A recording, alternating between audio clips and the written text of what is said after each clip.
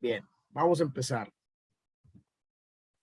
Inteligencia emocional. ¿Qué pasa con la inteligencia emocional? ¿Qué creen? ¿Creen que Hitler tenía inteligencia emocional o no tenía inteligencia emocional? ¿Qué estarán pensando ahí de cuando pongo la imagen de Hitler de Alemania y cuando pongo a Angela Merkel también de Alemania, contrastantes, dos personas que contrastan en su tema de liderazgo, en lo que han desarrollado el país? Angela Merkel es la mujer más influyente de todo el mundo, la canciller de Alemania.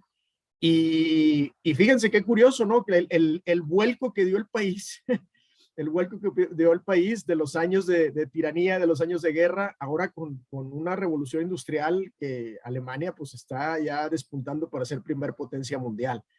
Y Angela Merkel, hablando de inteligencia emocional, nunca la ves gritar, nunca la ves enojada, tiene en su cabeza no sé cuántas fórmulas matemáticas y macroeconómicas para desarrollar el país, siempre serena, siempre aportando buenas ideas, siempre buenos cambios para el país, cosa que pues en el tema de Hitler, pues ustedes saben, ¿no? La manera de actuar de Hitler que pues no era destacado por su inteligencia emocional. Tenemos aquí también a otro personaje muy famoso que mejor conocido o se hizo famoso por sus berrinches.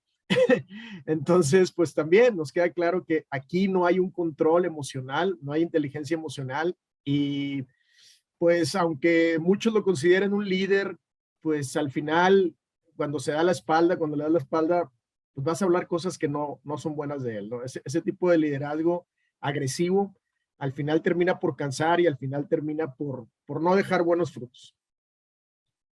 La Madre Teresa de Calcuta, que inclusive se pensaba que tenía, quién sabe, ¿no? Son milagros o son cosas que no sabemos si existen, pero se hablaba del don de la ubicuidad. De repente la veían ayudando gente en África y la veían de repente también en el mismo momento en la India o en diferentes lugares, como si se pudiera estar en dos lugares al mismo tiempo. Ayudó a muchísima gente y hablando de inteligencia emocional, pues también siempre serena, siempre tranquila, vio a muchísimos muertos en África, ayudó a muchísima gente y siempre con ese control emocional que la destacaba. Acá tenemos al Piojo Herrera, el famoso Piojo Herrera, que pues también más o menos del mismo estilo de Trump, pero mexicano, por los berrinches que hace normalmente. Y Rihanna, que a lo mejor sin gritar y sin enojarse, pero pues no deja mucho que desear de su inteligencia emocional, simplemente por su actitud, por la actitud ante la prensa, por la actitud que tiene ante los medios. Entonces, bien importante primero repasar el tema de inteligencia emocional, hay que tener ese control, hay que practicarlo, hay que desarrollarlo. Cualquier tipo de actividad extra que ustedes puedan desarrollar, llámese ejercicio, yoga, estudio, todo lo que puedan hacer con relación a tener ese control de sus emociones, les va a ayudar muchísimo, muchísimo a tener un buen liderazgo. Bueno, la inteligencia emocional, según Daniel Goleman, dice que es un conjunto de habilidades entre las que destacan el autocontrol, fíjense, es autocontrol, tenemos que tener ese autocontrol, entusiasmo, que la gente no la crea, que vean que sí nos interesa, que sí estamos animados para desarrollar cualquier tipo de proyecto, para dirigirle a la gente, para desarrollarlos, y la perseverancia, que no nos dejemos vencer en la primera batalla perdida. Entonces, estas tres palabras son importantísimas para la inteligencia emocional: autocontrol, entusiasmo y perseverancia. Y también Goleman nos dice que, pues sí, a veces ya vienen configuradas en nuestro equipaje genético, pero hay muchas más que se moldean durante los primeros años de vida. Entonces, y no solamente durante los primeros años de vida, se van moldeando a través del tiempo y nos van haciendo que podamos mejorar nuestra inteligencia emocional. Y Benjamin Franklin decía que la inteligencia emocional es tomar conciencia de las emociones. Entonces, estar bien consciente de lo que está pasando, estar bien consciente de nuestras emociones. Y para eso, pues tenemos que conectar. Para estar conscientes de nuestras emociones, tenemos que conectar entre nuestro pensar, sentir y actuar. Fíjense que a mí me gusta mucho contar experiencias porque creo que es cuando quedan, y es como me han calificado mejor, es cuando quedan grabadas algunos conceptos. Y hace poco hicimos una colecta de juguetes en un grupo que tengo por ahí de WhatsApp, de los amigos que estamos en un grupo de WhatsApp. Y como a veces, pues los que más hablan de que hay que ser buenos y Dios y los mensajes y todo lo que ustedes quieran, ¿qué creen?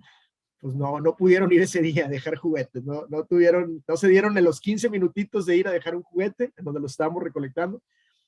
Y gente que pues está ahí nada más seria, que no comenta mucho del grupo de WhatsApp, me sorprendió porque además de que me tocó ver a una persona que vivía muy lejos y fue y dejó un juguete. Entonces, pues hay que tener esa conexión, porque a veces decimos que sentimos que tenemos mucha liderazgo, pensamos que tenemos mucho liderazgo, pero si no lo actuamos, si no tiene sentido lo que estamos pensando y lo que estamos sintiendo contra nuestra forma de actuar, pues no hace clic, ¿no?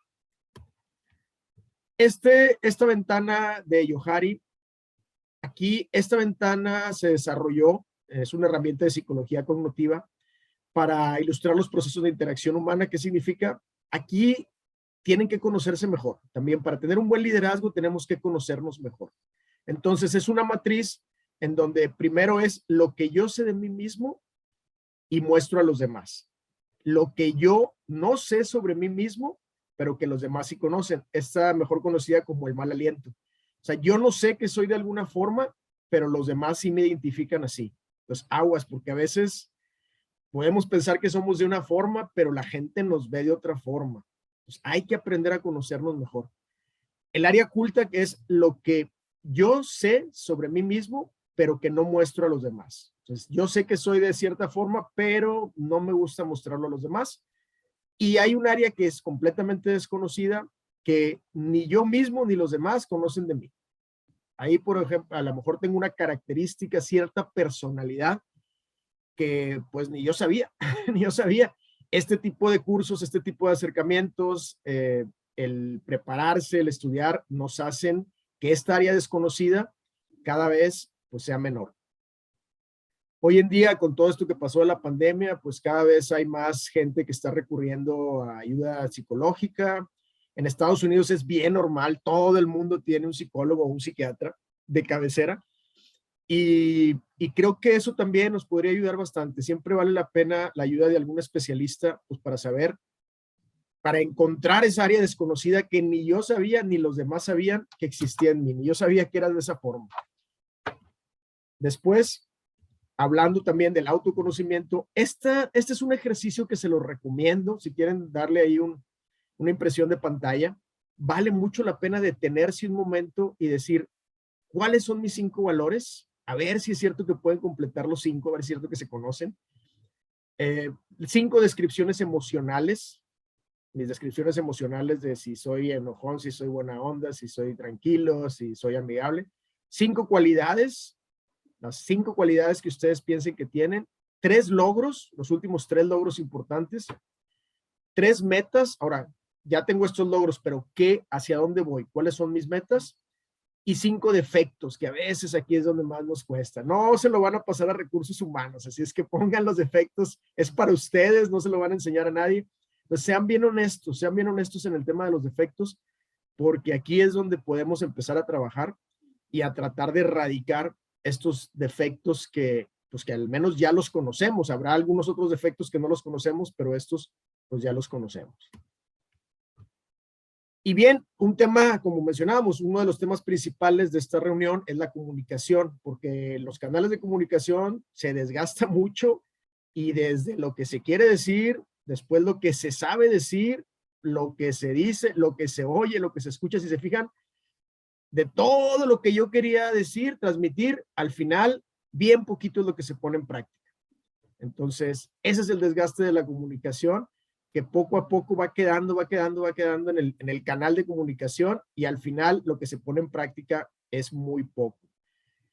Conociendo esto, por eso a mí me gusta mucho dar ejemplos prácticos, me gusta contar anécdotas, cosas que se recuerden, porque si no es bien difícil que después se ponga en práctica lo aprendido. Va a quedar ahí nada más, al final se va a acabar esta sesión, vamos a cerrar y se nos va a olvidar todo. Entonces, sí tengan en cuenta que de todo lo que estamos diciendo aquí hay que ponerlo en práctica. esta palabra cacofónica que está muy de moda, que se puso muy de moda en los últimos años, la resiliencia, así está, así tiene un sonido cacofónico, es la capacidad de los seres vivos para sobreponerse a dolor emocional y situaciones adversas, lo que antes se le conocía como temple. El temple, como cuando ustedes templan, por ejemplo, antes las espadas, cuando las templaban, pues era un cambio brusco de frío a calor, y eso hacía que el hierro se pusiera muy fuerte. Entonces esos cambios bruscos a veces son los que nos dan temple y los que nos hacen practicar la resiliencia. Fíjense bien, les voy a poner un ejemplo también para que no se los olvide. ¿Qué pasa cuando ustedes meten una zanahoria al agua caliente, cuando meten un huevo al agua caliente o cuando calientan el café, el grano del café? ¿Qué es lo que pasará por ahí? ¿Alguien que quiera poner en el chat para que participen también por medio del chat?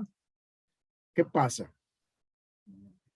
Yo creo que en el caso de la zanahoria, pues obviamente se ablanda.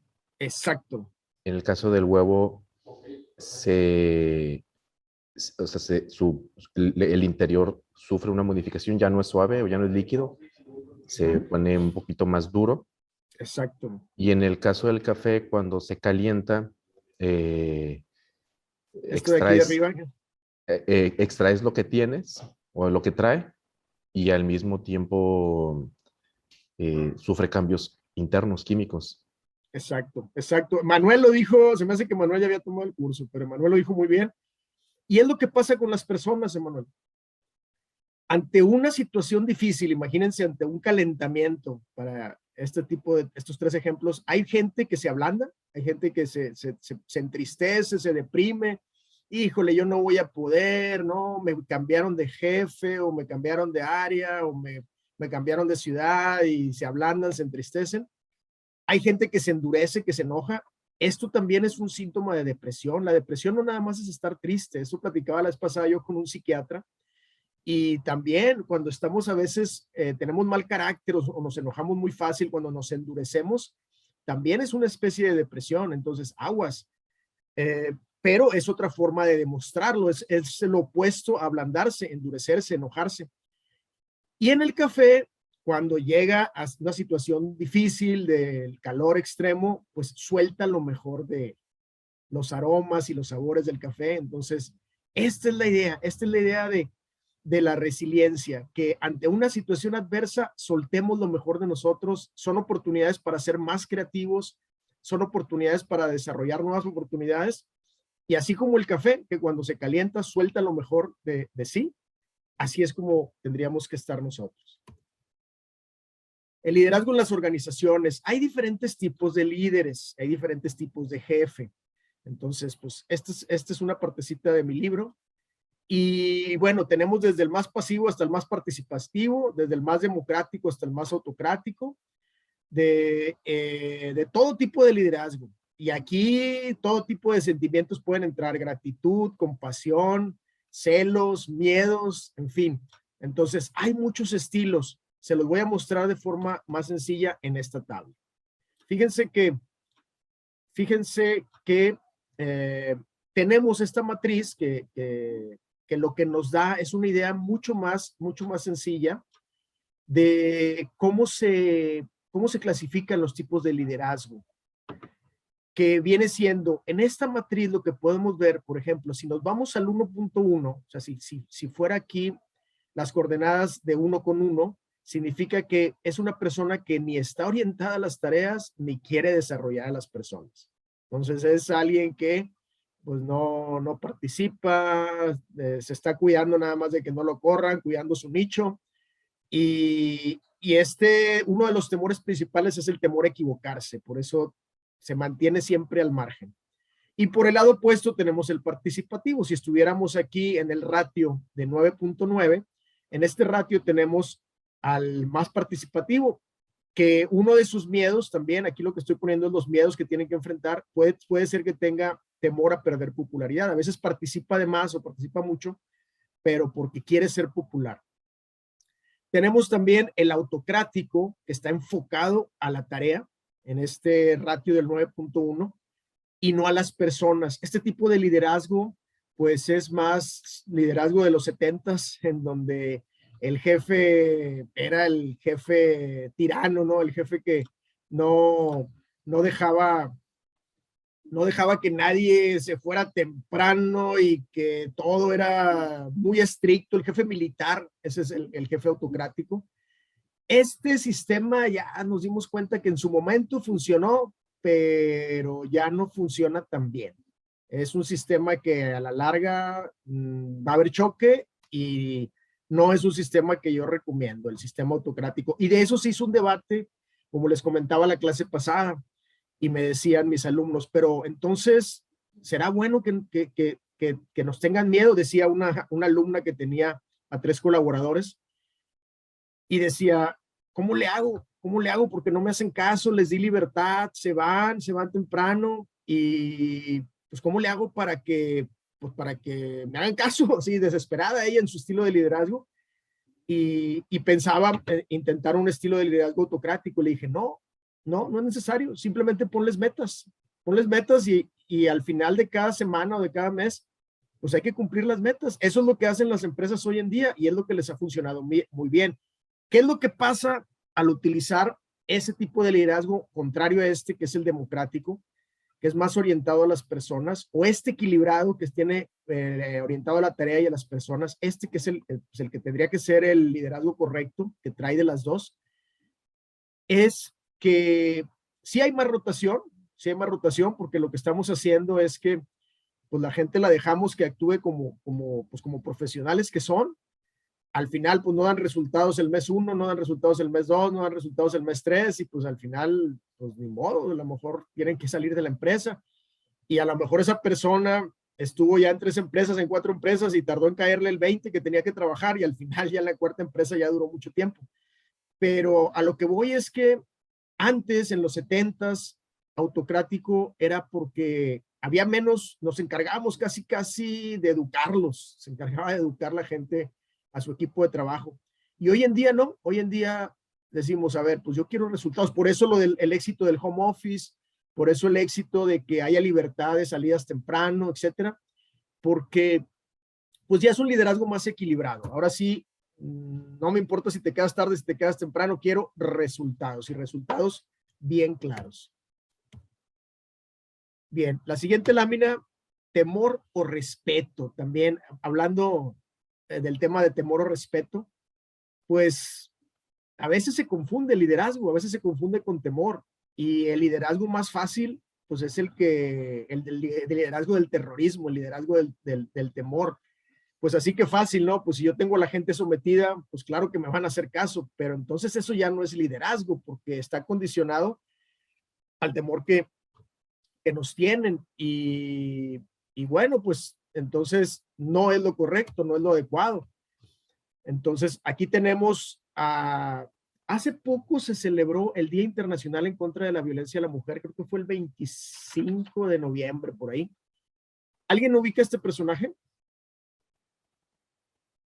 ¿Es Trujillo? Rafael Leónidas Trujillo, exactamente, Manuel. Rafael Leónidas Trujillo fue un tirano perverso. Él era terrorista totalmente. Creo que en su periodo, que fue más o menos como de 30 años de presidencia, de dictador, fueron más de 50,000 personas asesinadas. Y es el Día Internacional de la Mujer, fue porque precisamente ahí, en esa guerrilla, cuando van en contra de Trujillo, 3 hermanitas, las hermanitas Mirabal, se meten a la guerrilla, este cuate las atrapa, y no les voy a contar el final para que lean el libro de La Fiesta del Chivo o de Mario Vargas Llosa, o si quieren y se les hace más fácil, vean la película de En el tiempo de las mariposas. Sale Salma Hayek. Pero bueno, para no desviarnos mucho del tema, imagínense el miedo, el pavor que le tenían. Esta persona, como lo narra la historia, tenía controlada toda la gente, inclusive a los más cercanos a él, y él podía hacer lo que quisiera con ellos y hasta con sus esposas. Así, a ese nivel de tiranía. Entonces, pues ahí entonces ya no es un líder, es simplemente que se le tiene temor, tenían temor porque pues te decía, si no haces esto, te mato a ti y a tu familia. Este caso también fue un caso, me tocó a mí cuando yo era estudiante, que se vinieron muchos panameños a Monterrey. ¿Alguien se acuerda de él? en mis épocas de estudiante, es el man, le decían, Manuel Antonio Noriega. Más o menos el mismo, cortaba con la misma tijera de Rafael Leónidas Trujillo, pero él, además de eso, pues se le detectaron muchos nexos con el narcotráfico, pues llevó al país totalmente a la quiebra, robó muchísimo, también hizo lo que hizo lo que quería en Panamá. Y pues lo mismo, es temor, más que respeto, era la que la gente le tenía temor. Tuvo que llegar a Estados Unidos a intervenir y sacarlo, porque sí, ya se estaba volviendo una situación muy complicada. Y más en un país tan importante, que es donde está el canal de Panamá, pues tuvo que intervenir Estados Unidos y sacarlo. Y por otro lado, pues tenemos al Dalai Lama, que pues, claro que debe ser mucho el respeto más que el temor. ¿Por qué respeto? Pues principalmente por todos los conocimientos que tiene, todo lo que sea, a toda la tarea que se ha dado él de estudiar, de investigar, de meditar. Entonces, ahí sí ya estamos hablando de alguien. Me decían, fíjense, voy a hacer un pequeño paréntesis, también me decían mis alumnos que cómo manejaba yo situaciones difíciles en colaboradores. Y les dije, les voy a contar dos anécdotas de las que me acuerdo así más complicadas, si le quieren llamar así. Cuando me tocó la oportunidad de irme a otra ciudad en una promoción, llego y me toca ser jefe de una persona 20 años mayor que yo. Yo estaba bien chavito, bien jovencito. Y al principio, pues, se siente raro, ¿no? Cuando llega alguien de fuera y es tu jefe y 20 años menor que tú, pero cómo lo logramos? ¿Cómo logramos solucionar ese tipo de liderazgo? ¿Cómo logré yo convencer a esta persona? Esa era la pregunta principal que me hacían mis alumnos y les decía, con mucha enseñanza. Afortunadamente siempre me ha gustado enseñar, siempre me ha gustado transmitir el conocimiento y esta persona se dio cuenta que efectivamente yo lo quería ayudar y que pues con todo lo que iba a aprender conmigo, él estaba un poco desactualizado en temas de Excel, apenas empezaba el Excel, estaba desactualizado en algunos sistemas y con eso pues se generó esa confianza y ese respeto porque él sabía que cualquier duda o cualquier tema pues yo los iba a apoyar y les iba a transmitir el conocimiento. Entonces ese es el mejor tip que les puedo dar, transmisión de conocimiento con su equipo de trabajo para que vean que realmente son líderes de respeto. Tenemos a Nelson Mandela. Nelson Mandela pues pasó por muchas situaciones complicadas en África, estuvo en la cárcel muchos años, después salió, se convirtió en presidente y bueno, pues también un personaje muy de mucho respeto, un personaje que siempre trató de ayudar a la gente, también ayudó a muchísima gente en África y pues obviamente es respeto. Y Mahatma Gandhi también, un personaje de muchísimo respeto. Entonces, ahí lo que yo trato de responder, ahí el segundo caso, ahí les va el segundo caso. El primer caso fue de esta persona que tenía 20 años más que yo, y el segundo caso fue de un colaborador que muchos años antes fue mi jefe. Imagínense lo complicado, lo complicado de tener que dirigir un equipo de trabajo en donde alguien que muchos años antes fue tu jefe, por azares del destino, él salió de la empresa y regresó. Ahora yo era el jefe de él. Él en algún tiempo fue jefe mío y ahora yo jefe de él. Y lo mismo, apliqué la misma que apliqué cuando cambié de ciudad, que fue mucho tratar de ponerlo al día, tratar de que aprendiera los nuevos sistemas. Le enseñé mucho sobre SAP, sobre Excel, en fin. Y eso pues generó mucha confianza, generó mucho respeto, que no se trataba de hacer choque, al contrario, se trataba de apoyar. Y ahí están esas dos experiencias que les digo que a mí me funcionaron mucho tratando de ayudar. Pero ¿qué se requiere? ¿Qué se requiere para capacitar a nuestro equipo y para ayudarlos? Pues primero también el conocimiento. Ustedes que son líderes tienen la obligación de seguir estudiando, de seguirse preparando. Como empezó la plática Josemar, pues busquen alternativas de seguirse preparando, de seguir estudiando siempre, porque pues eso es lo que van a transmitir a su equipo.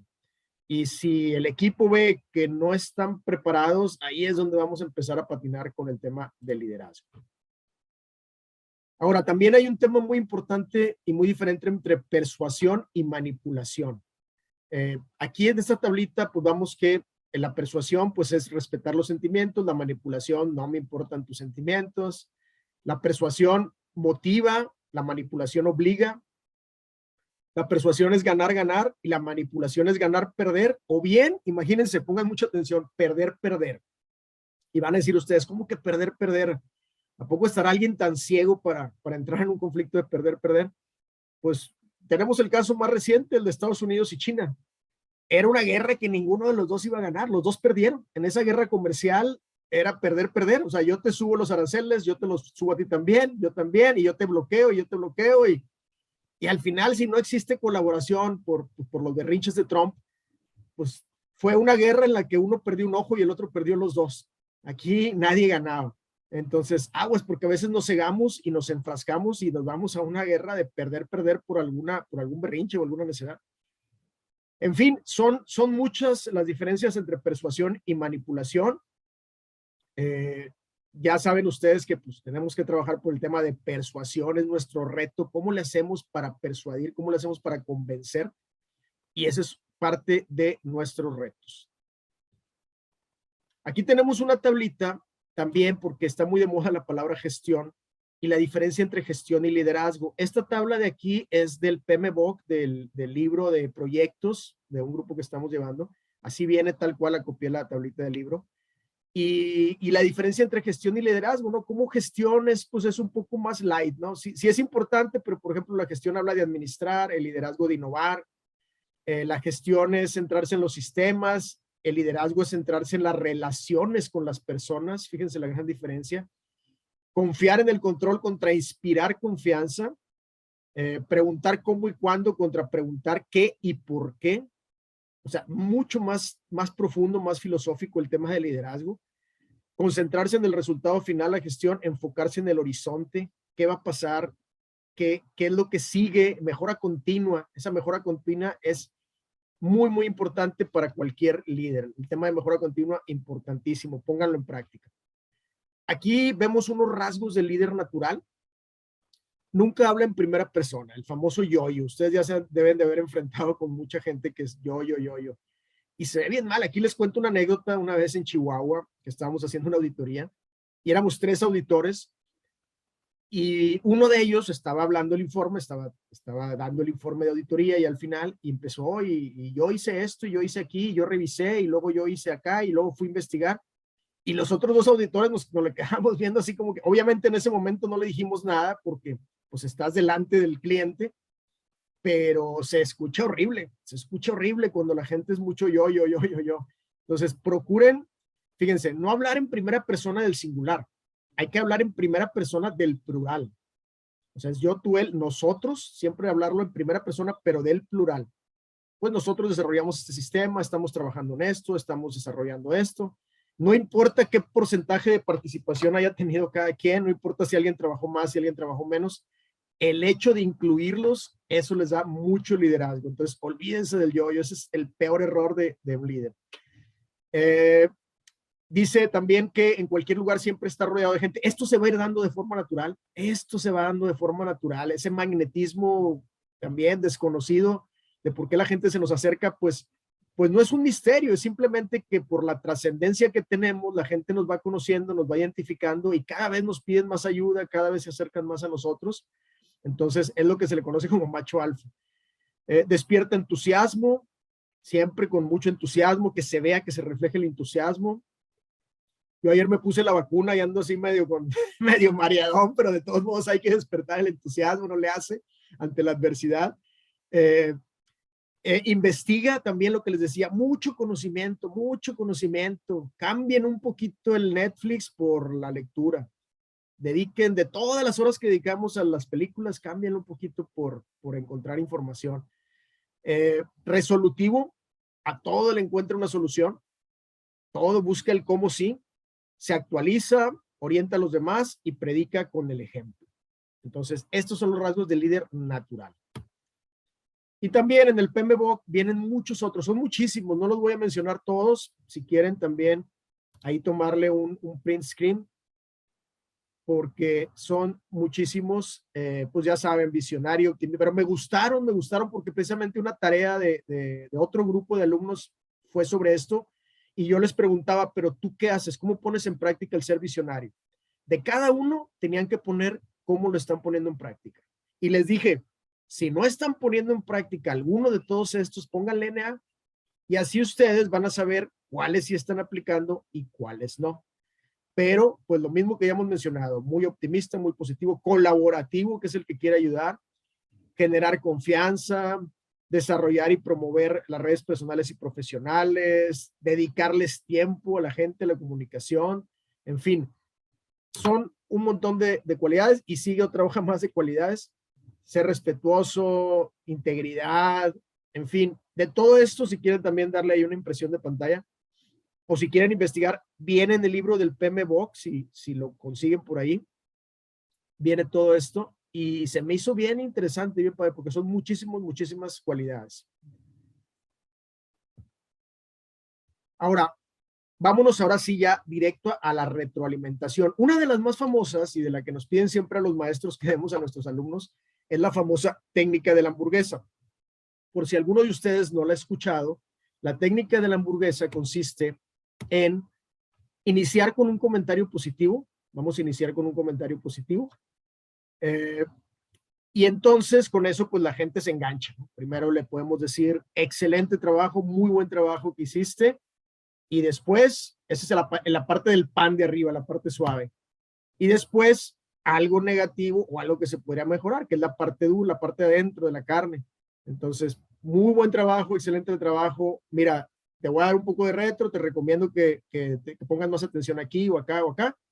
Y al final, terminar con algo positivo, con algún mensaje positivo. Nunca dejar al final a la persona con un tema negativo, porque así es como se va a ir con lo último que le digamos, con esa impresión se va a ir. Entonces, por eso se le llama la técnica de la hamburguesa, porque está un pan arriba y un pan abajo. Mencionamos lo positivo al principio, mencionamos lo positivo al final, y en medio, pues las áreas de oportunidad, que también son importantes para que se mejore. Aquí algunas preguntas poderosas formuladas por un líder. Una persona de España, una maestra de España muy preparada, me las pasó. Y fíjense, ¿qué preguntas también si quieren darle una impresión de pantalla? Porque fíjense cómo nos da algunos tips de qué preguntas tengo que hacer yo a mis colaboradores, cuáles son tus fortalezas, a quién admiras. Si se fijan, son puras preguntas abiertas, entonces estas preguntas abiertas nos hacen reflexionar. ¿Cuáles son los defectos que te molestan de los demás? ¿Qué te gustaría que pasara hoy que no esté pasando? En fin, son un montón de preguntas que los van a hacer reflexionar a su equipo de trabajo y van a decir, ah, caray, pues sí, a lo mejor hay muchas cosas. Por ejemplo, ¿qué te hace falta para estar listo? Ahí es donde nosotros decimos, ay, caray, pues sí me falta a lo mejor una maestría o me falta meterme más al sistema, no me he metido al sistema para entenderlo, o me falta visitar más clientes. ¿Qué te hace falta para estar listo? Para prepararte. Entonces, este tipo de preguntas poderosas, si las quieren copiar, son preguntas poderosas formuladas por un líder. Y decía Bruce Lee, al final importa poco si las cosas no salen como queremos, porque vale más tener cicatriz por valiente que piel intacta por cobarde. O sea, atrévanse a nuevos proyectos, atrévanse a innovar, atrévanse a estar siempre a la vanguardia. Sé que existe una resistencia natural al cambio, más para los que somos viejos como yo. De repente el cambio, híjole, nos destantea un poco, pero bueno, pues yo toda mi vida la he vivido con cambios, entonces yo ya estoy acostumbrado. Y a mí, en lo personal, sí me gusta cambiar para mejorar. Hay que atreverse a todos esos nuevos retos, porque, pues sí, como decía Bruce Lee, más vale tener una cicatriz por valiente que una piel intacta por cobarde. Nos vamos a equivocar, claro que nos vamos a equivocar. Se vale equivocarnos, se vale pedir perdón, se vale hablar con la gente para ver, pues discúlpame, mira, yo pensé que era así, no te entendí muy bien, fue un momento en el que, pues en el que a lo mejor estaba muy entusiasmado, pero pues a eso se logra solamente intentando hasta que salgan las cosas.